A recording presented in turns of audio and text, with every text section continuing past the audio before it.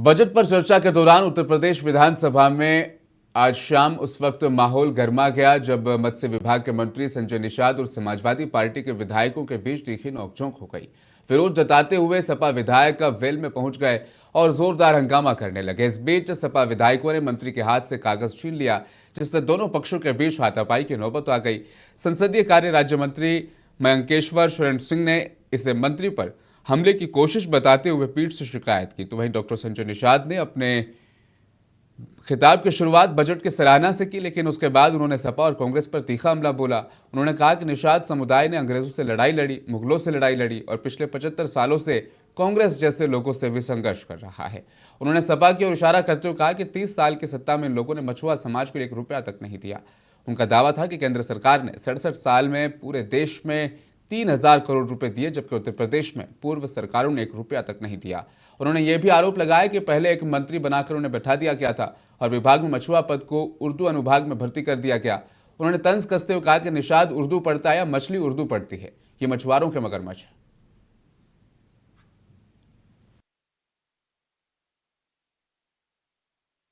Samajwadi party के senior नेता शिवपाल सिंह यादव ने प्रयागराज में माघ मेले के दौरान पुजारी की चोटी कथित रूप से खींचे जाने की घटना पर डिप्टी सीएम ब्रजेश पाठक के बयान पर पलटवार करते हुए तंज कसा। उन्होंने कहा कि अगर उन्हें इस मुद्दे पर इतनी आपत्ति है तो इस्तीफा दे देना चाहिए था। यह बयान प्रयागराज में माघ मेले के दौरान स्वामी अविमुक्तेश्वरानंद सरस्वती से जुड़ी घटना को लेकर जारी विवाद के बीच आया है।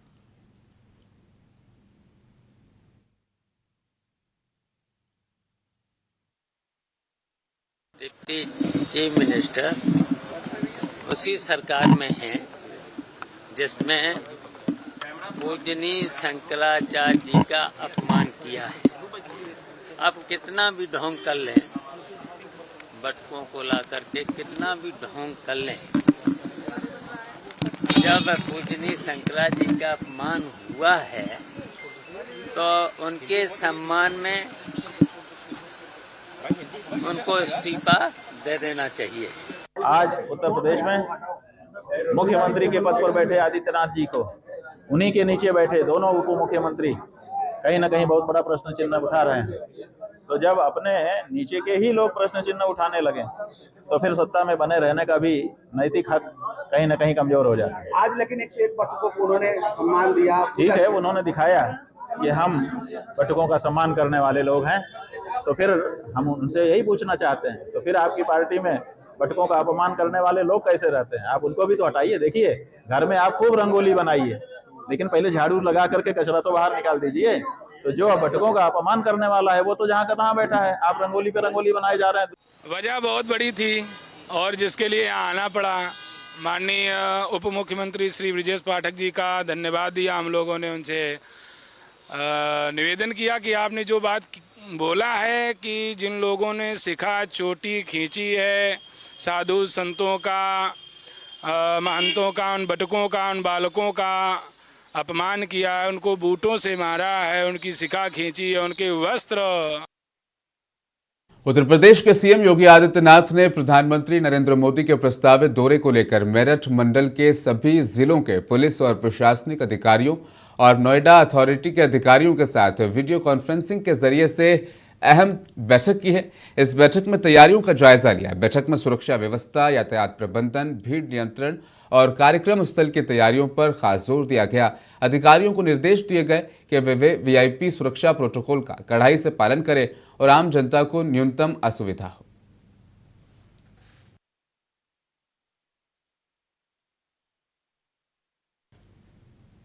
उत्तर प्रदेश विधानसभा के बजट सत्र में डिप्टी सीएम केशव प्रसाद मौर्य ने भारत के एआई विजन और डिजिटल इंफ्रास्ट्रक्चर को भविष्य के विकास की धुरी बताया। उन्होंने कहा कि डिजिटल व्यवस्था से ग्रामीण अर्थव्यवस्था को मजबूती मिलेगी और उत्तर प्रदेश इस दिशा में तेजी से आगे बढ़ रहा है। देखिए, माननीय प्रधानमंत्री जी विकसित भारत का लक्ष्य देश की 140 करोड़ जनता के सामने रख करके उस दिशा में काम करना शुरू किया है। जब दुनिया एआई का उपयोग कर रही है तो उसमें भारत पीछे नहीं रह सकता है और दुनिया के अंदर भारत का स्थान एआई को लेकर के एक ग्लोबल हब के रूप में है। और माननीय प्रधानमंत्री जी ने जो भी कहा है उसको देश ने बहुत ध्यान से सुना है और देश की युवा पीढ़ी ने बहुत ध्यान से सुना है। और देश को आगे ले जाने का एक ये माध्यम है।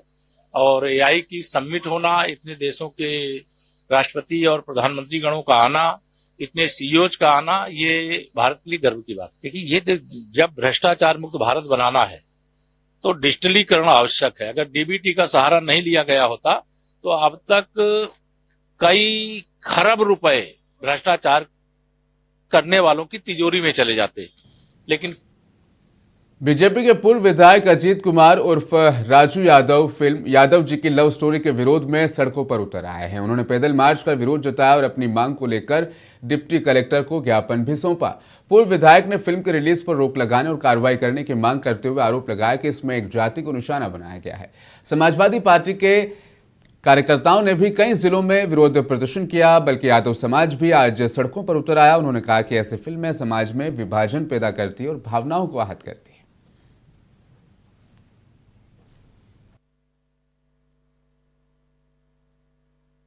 उस मूवी के संबंध में जिलाधिकारी महोदय को ज्ञापन देने के लिए यहाँ पर आए हुए हैं, जो कि बहुत ही गलत रूप से उसमें जो दिखाया गया है, करैक्टर जो दिखाया गया है, इससे जो हमारे यादव समाज के और हिंदू समाज के लोग हैं उस पर बहुत ही गलत दुष्प्रभाव पड़ रहा है, जो कि ठीक नहीं है।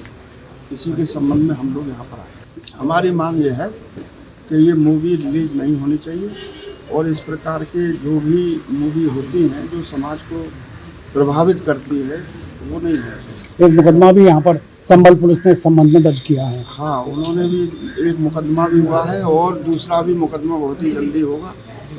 और पूरे प्रदेश के अंदर भी हम संदेश देना चाहते हैं, पूरे देशवासियों को भी संदेश देना चाहते हैं कि इस प्रकार के जो भी मूवी होती हैं उसका वो विरोध करना चाहिए। दिल्ली में आयोजित एआई समिट के दौरान रोबोटिक डॉग से जुड़े विवाद के अंतर्राष्ट्रीय स्तर पर चर्चा में आ जाने के बाद अब मामला लगातार तूल पकड़ता जा रहा है। इसी क्रम में समाजवादी छात्र सभा के अधिकारियों ने गलगोटिया यूनिवर्सिटी परिसर के बाहर धरना प्रदर्शन किया। प्रदर्शन कर रहे छात्र नेताओं ने इल्जाम लगाया कि यूनिवर्सिटी की वजह से देश की इंटरनेशनल बेइज्जती हुई है। उनका कहना था कि इस पूरे प्रकरण ने भारत की तकनीकी छवि और विश्वसनीयता को नुकसान पहुंचाया। जिम्मेदार लोगों के खिलाफ सख्त कार्रवाई की जानी चाहिए।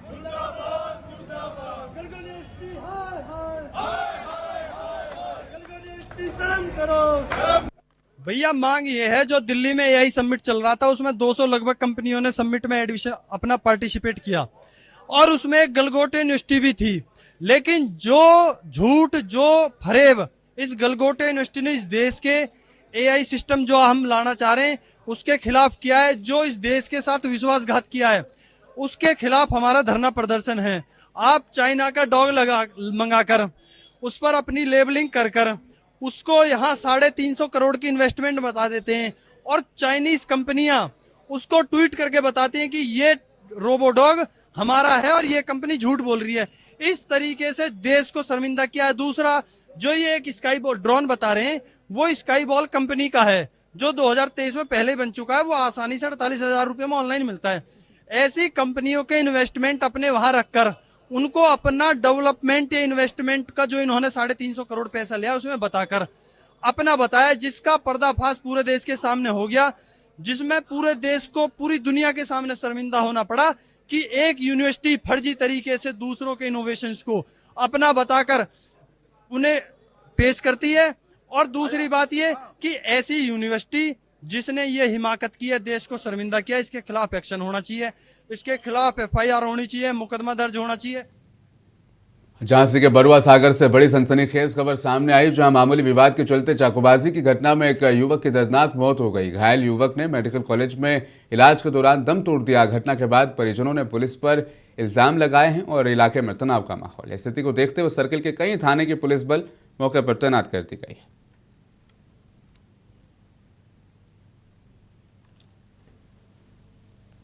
आज दिनांक 18 फरवरी को थाना बरुआ सागर क्षेत्र के अंतर्गत सब्जी मंडी के पास विनोद साहू का कृष्ण बरार तथा उसके साथियों के साथ किसी बात को लेकर आपस में झगड़ा हुआ। झगड़े के दौरान कृष्ण बरार ने विनोद साहू पर चाकू से हमला कर दिया, जिसमें विनोद साहू घायल हुआ। उसे अस्पताल ले जाया गया उपचार हेतु। अस्पताल में उसकी मृत्यु हो गई। प्रकरण में सुसंगत धाराओं में अभियोग पंजीकृत कर विधिक प्रक्रिया पूर्ण की जा रही है। मुरादाबाद के खेल प्रेमियों के लिए बड़ी खुशखबरी है। नगर आयुक्त दिवांशु पटेल के मुताबिक शहर का पहला भारतीय खेल पार्क लगभग तैयार है। मुख्यमंत्री के खेल महाकुंभ से प्रेरित होकर इस पार्क का नाम हॉकी के जादूगर मेजर ध्यानचंद के नाम पर रखा गया है। बहुत जल्द खिलाड़ियों के लिए इसे खोल दिया जाएगा। देखिए, नगर निगम मुरादाबाद के द्वारा खेल महाकुंभ जो कि माननीय मुख्यमंत्री जी के द्वारा शुभारंभ किया गया था पिछले महाकुंभ के दौरान, उससे प्रेरणा लेते हुए और कमिश्नर सर के मार्गदर्शन में हमने भारतीय पद्धति खेल पार्क का उद्घाटन करने की योजना बनाई थी और इसका शिलान्यास किया गया था। इस पार्क का नाम हॉकी के जादूगर मेजर ध्यानचंद जी के नाम पे रखा गया है। और इस पार्क में मैं आपको ये जानकारी देना चाहता हूँ कि मेजर ध्यानचंद भारतीय खेल पद्धति पार्क की ये विशेषता है कि यहाँ पर जो भी भारत के अंदर जन्मे खेल हैं, जैसे कि गिल्ली डंडा, खो खो, शतरंज, हॉकी, नौकायन, कलियार पट्टू, मलखम्ब इत्यादि जो भारतीय पद्धति के खेल हैं, उनके मॉडल बनाकर और उनसे संबंधित एक्टिविटी को वहां उस पार्क में बनाया जा रहा है। और हमारी पूरी कोशिश है कि होली के तत्काल बाद इसका उद्घाटन भी करा दिया जाए। ये झांसी के मौरानीपुर विकास खंड अंतर्गत ग्राम पंचायत बड़ा गांव में विकास कार्यों में धांधली और करप्शन की शिकायत पर तहकीकात शुरू हो गई है। जांच अधिकारी शिवशंकर सिंह ने मौके पर पहुंचकर जायजा लिया, हालात से रूबरू हुए। गांव के रहने वाले गिरवर सिंह ने मंडलायुक्त सहित उच्च अधिकारियों को लेटर लिखकर इल्जाम लगाया था कि विकास निधि का गलत इस्तेमाल किया जा रहा है और फर्जी कार्य सूची और बिलों के जरिए से फायदा हासिल किया जा रहा है। शिकायत में दोषियों पर कार्रवाई और धनराशि की वसूली की मांग की गई थी।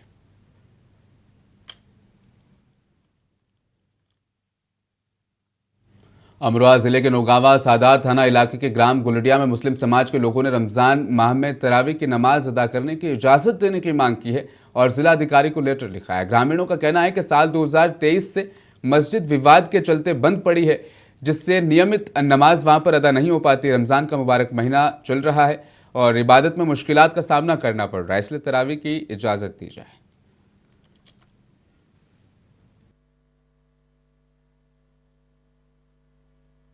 रफीक अहमद।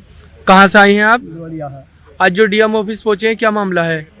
तराजी मैं कर रहे हैं, तराजी होने की घर में अपने घर पढ़ लो। हाँ, कहाँ का मामला है? गुलडिया का। गुलड़िया का। आप डीएम साहब से मिलने गए थे, क्या आश्वासन दिया आपको? हाँ, ये कह रहे हो कि अपने घर पढ़ लो, वहाँ नहीं पढ़ जाने की। कहाँ नहीं पढ़ी जाएंगी? मस्जिद में। अच्छा, तो आपकी ये मस्जिद जो थी किस बात को लेकर बंद की गई थी? कुछ कागजों कमी थी थोड़ी सी, अब तो कुछ कमी कागज ना पूरी कागज पूरे कागज हो गए, उसके बाद भी परमिशन नहीं मिली? अच्छा।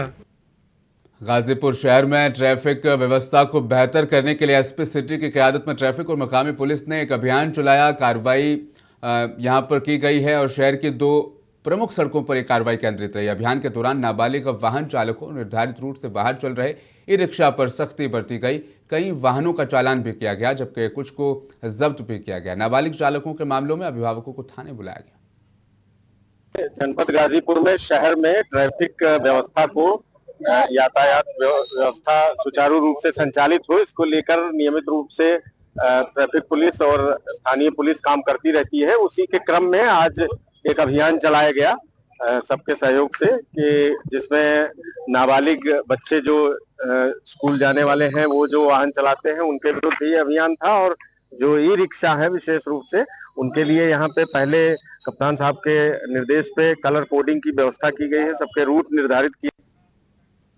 अमरोहा के डिडोली थाना इलाके के सलामतपुर गांव के निवासी हरिओम प्रजापति की गोली मारकर हत्या के मामले में मुख्य आरोपी की गिरफ्तारी को लेकर गुस्सा बढ़ गया। सुहेलदेव भारतीय समाज पार्टी ने पुलिस अधीक्षक को ज्ञापन देकर 24 घंटे के भीतर फरार आरोपी पिंकू की गिरफ्तारी की मांग की है।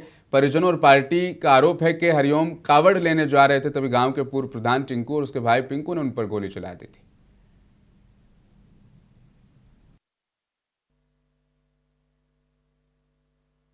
आज जो आप एसपी ऑफिस पहुंची है, क्या मामला है?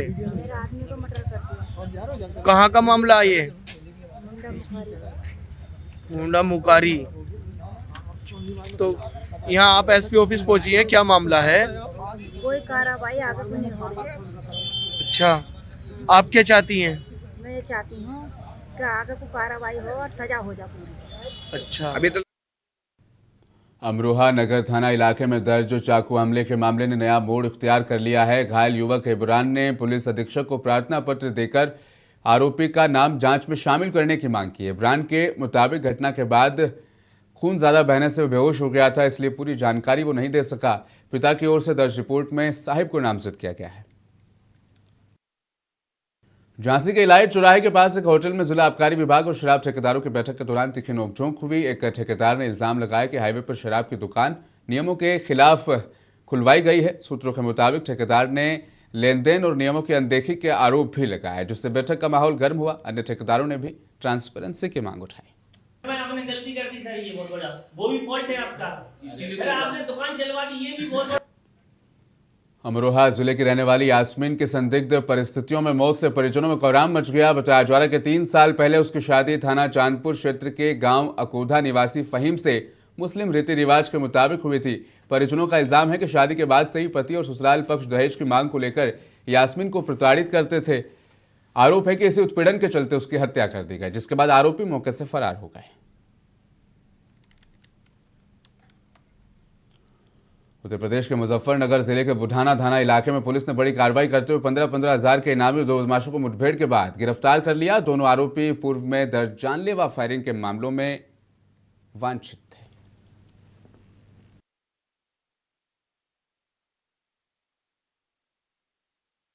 झांसी पुलिस ने अपराधियों के खिलाफ बड़ी कार्रवाई करते हुए सर्राफा बाजार में चोरी करने वाली शातिर महिला को गिरफ्तार किया है। कोतवाली पुलिस ने खंडेराव गेट क्षेत्र से रुखसार नाम की महिला को पकड़ा, जिसके पास से 40,000 नकद और सोने चांदी के जेवरात भी बरामद हुए। जानकारी के मुताबिक महिला भीड़ का फायदा उठाकर खरीदारी करने आए लोगों के पर्स आभूषण चोरी कर रही थी। चोरी के दौरान लोगों ने सीसीटीवी फुटेज की मदद से उसे पहचान लिया और पकड़कर पुलिस को इत्तला दी।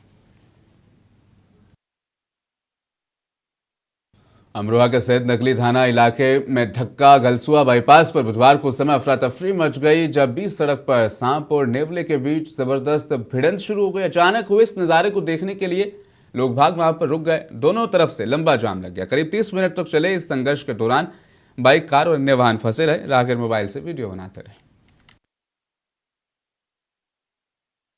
उत्तर भारत में आज के लिए फिलहाल बस इतना ही। मुझे दीजिए इजाजत। आप बने रहें मुंसिफ टीवी के साथ।